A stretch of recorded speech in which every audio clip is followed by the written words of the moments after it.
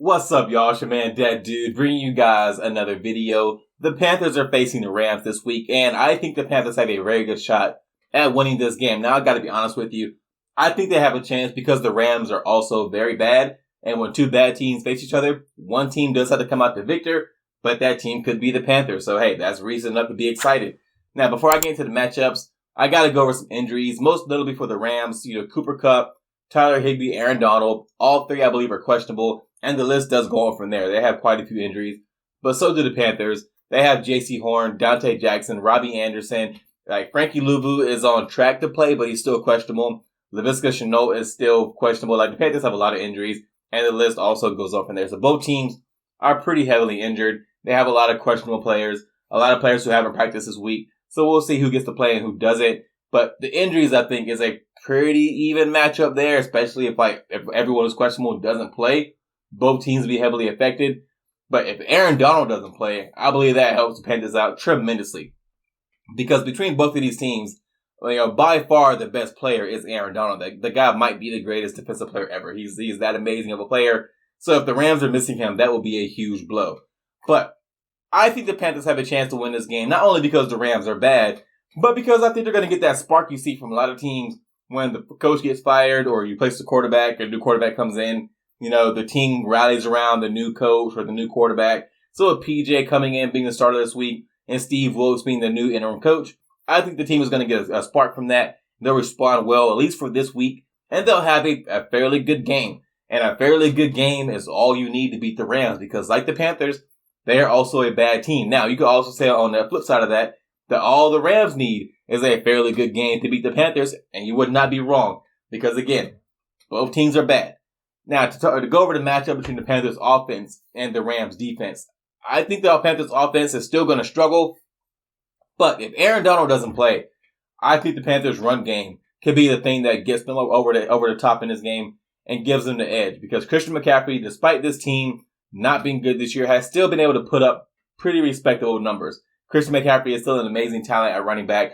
You can't deny the guy's production. And with PJ Walker coming in, and I think having a serviceable game. We don't need PJ to come in and light things up. If he has a game where he goes 18 of 25 for 200 yards, 215, 220 yards, completes 60% of his passes, just a pedestrian game is all we need for PJ. And that will be enough for this team to score 21, 24 points. And I think the Panthers defense can hold the Rams to less than that if the Panthers have a good game. Jalen Ramsey obviously worries you being matched up with DJ Moore, but DJ Moore hasn't really had a good season at all this year. Not really his fault. He's been let down by his quarterback, but still, he hasn't had much production this year.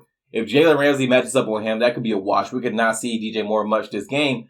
But the Panthers, I believe, have enough skill talent besides DJ Moore to be effective on offense. Not great, but just effective enough between McCaffrey. Well, I guess if Robbie Anderson also doesn't play, that kind of takes out your number two. So I might have to take that back. It might just be a McCaffrey. They might not have enough skill talent outside of DJ Moore and Robbie Anderson, and Robbie doesn't play to move the ball effectively if McCaffrey just doesn't have a godlike game and go out there and dominate. Because the Panthers, 3, 4, and 5 receiver positions haven't shown themselves to be much to talk about. Shi Smith has had some problems with drops. Terrace Marshall has barely seen the field. Rashad Higgins has been non-participant, hasn't played in a lot of games this year. He's been left out of a lot of the game plan, so I'm not expecting much from either of those guys. It could be, now that I'm talking this out while I'm making the video, it might be tough for the Panthers offense to have even a decent day. Because even without Aaron Donald, if all you have to worry about is Christian McCaffrey, you can stack the box. And if you make PJ Walker have to beat you, I don't think he's capable of that. I think PJ is a good backup. He can come in, maybe win your team some games here or there. But when I say win your team some games, he won't be the driving force. He can come in and just be just good enough to where your team can win the game. But if everything around him is also not great, if the talent around him can't carry him, I don't think PJ is someone who can raise the level of the talent around him, which is what he'll have to do if Jalen Ramsey's going to, shut down DJ Moore, which I think that's reasonable to expect. Jalen Ramsey's one of the best corners in the league. DJ Moore, while a very good receiver, is not one of the best receivers in the league, I don't think. He's very good, but not, top 10 or top 5 like Jalen Ramsey is at being a top, 5 corner. So that could be a wash right there. We could not see DJ Moore's name called much this whole game. If Robbie Anderson doesn't play, Shi Smith is not a game breaker. Terrace Marshall, we barely see him ever on the field. Or Rashad Higgins hasn't really played much for the Panthers at all, despite having a good training camp. So that, again, as I'm talking this out on the video, I'm starting to really see how this could be another bad day for the Panthers offense.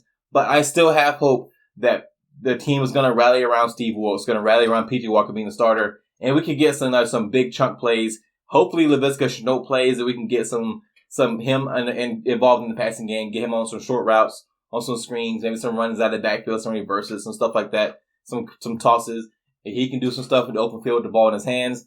But the Panthers offense is going to be hurting if Robbie doesn't play, because if Jalen Ramsey is going to take out DJ Moore, you need your second receiver to step up. And I believe Robbie can do that if he plays. But if he doesn't play, it's not looking good for the Panthers offense.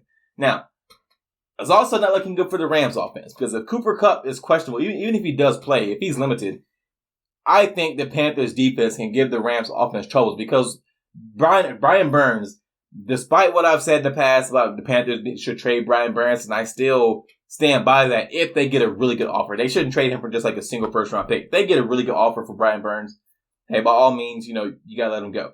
But Brian Burns is still a very good pass rusher in this league, and the Rams have struggled with protecting Matthew Stafford.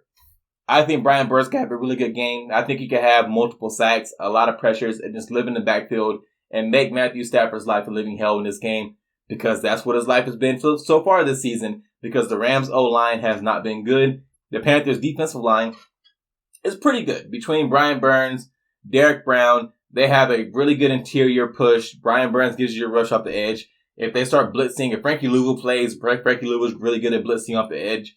You have the players there to give Matthew Stafford a lot of problems. Even if J.C. Horn doesn't play, I believe you can bracket Cooper Kupp, and you make, Allen Robinson beat you. You make Tyler Higbee, if he plays, beat you.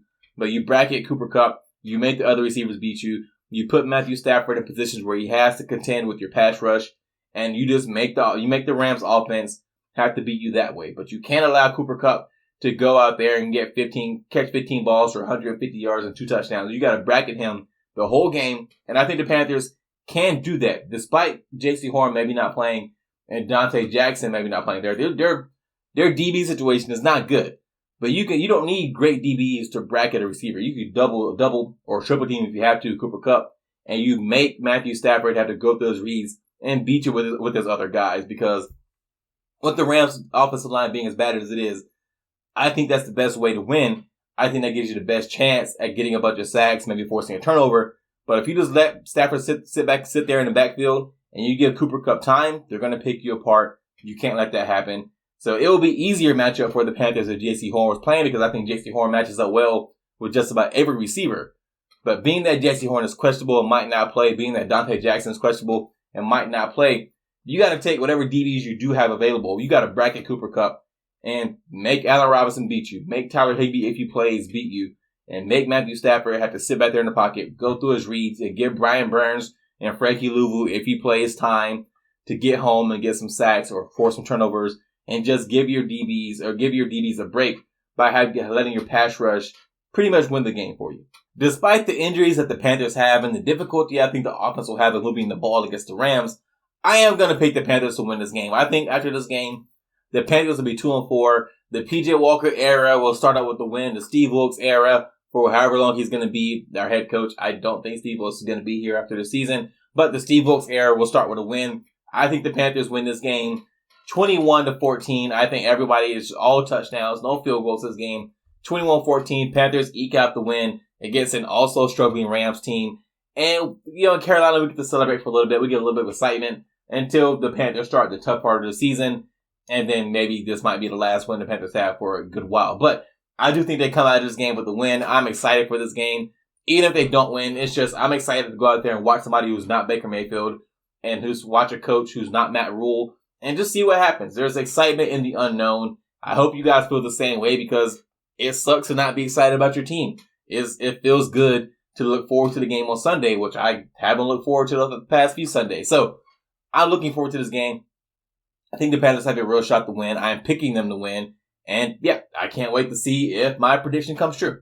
That's what I have for you in this one, guys. If you enjoyed this video, go hit that thumbs up. And if you're so inclined, subscribe and leave a comment. I respond to almost everything. and I'll see you guys in the next one.